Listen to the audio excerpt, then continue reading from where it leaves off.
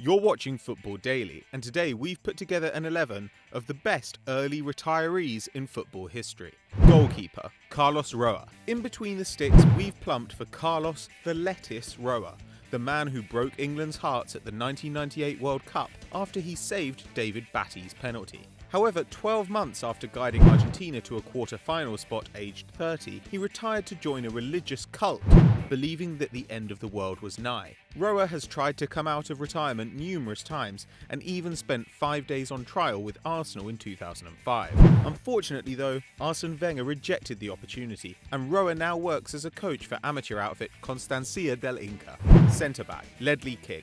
Ledley King was renowned as one of the greatest English defenders during a period with Rio Ferdinand, John Terry and Sol Campbell, but chronic knee problems cut a promising career short. The one-club man was dedicated to Tottenham Hotspur and had an incredible ability to read the game.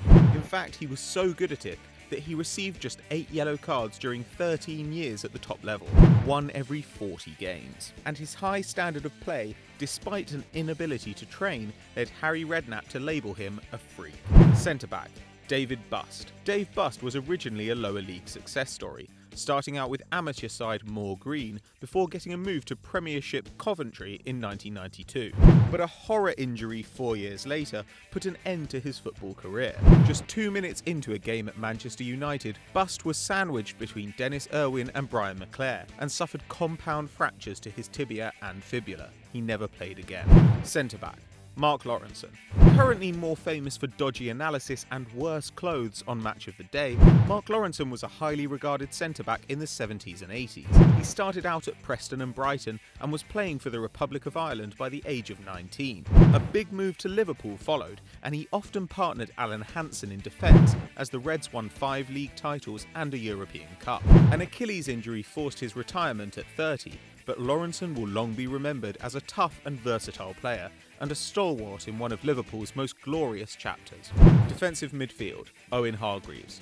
Owen Hargreaves was born in Canada, but was picked up by Bayern Munich at 16, and he went on to make more than 200 appearances for the Bavarians, winning the Bundesliga 4 times and the Champions League. Alex Ferguson paid more than €21 million to sign the England international, and he helped the club to a League and Champions League double in his first year. But Hargreaves had chronic knee problems at Old Trafford and was released in 2011, before signing with rivals Manchester City on a year-long deal. The club won the title that season, but Hargreaves played only once in the league and failed to qualify for a winner's medal. Central midfield, Didier Deschamps. Didier Deschamps won the Champions League with Marseille and Juventus and captained France to victory in World Cup 1998 and Euro 2000.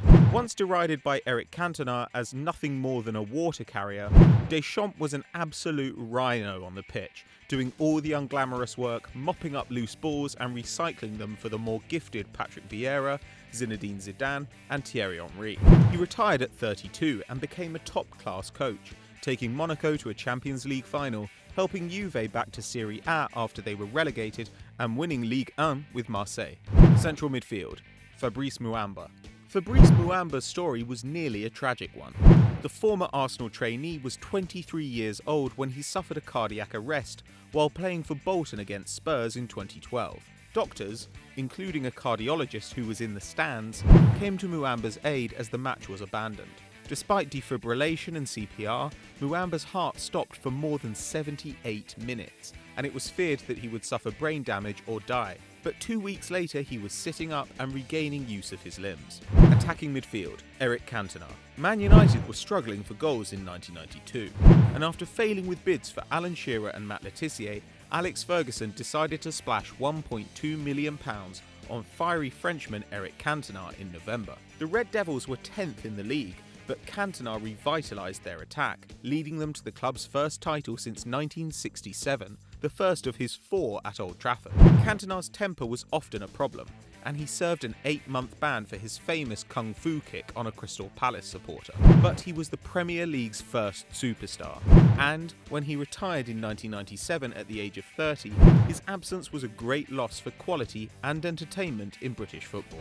Right forward, George Best. A cheeky entry on the right side of the attack is Manchester United's George Best. The man who Pelé called the greatest player in the world announced his retirement for the first time in 1972 at just 26 years old. He had already won 2 league titles and the European Cup, but the departure of legendary coach Sir Matt Busby saw a period of instability at the club, as Best fell out with a string of managers and declared his career over.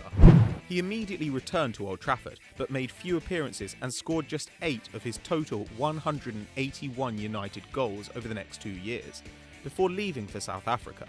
Drinking and gambling took over from football, and he retired for good in 1983. Despite a liver transplant, he died in 2005 at 59. Centre forward, Marco van Basten.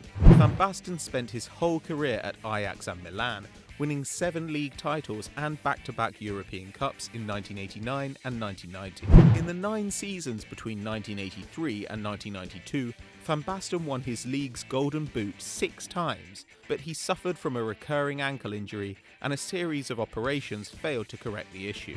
Van Basten's last game was the 1993 Champions League final, which Milan lost to Marseille, but he spent 2 years on the sidelines attempting to return to football before finally admitting defeat and retiring at 31. Left forward, Patrick Kluivert. We round out the side with Patrick Kluivert, another former Dutch star and the current manager of the Curaçao national team.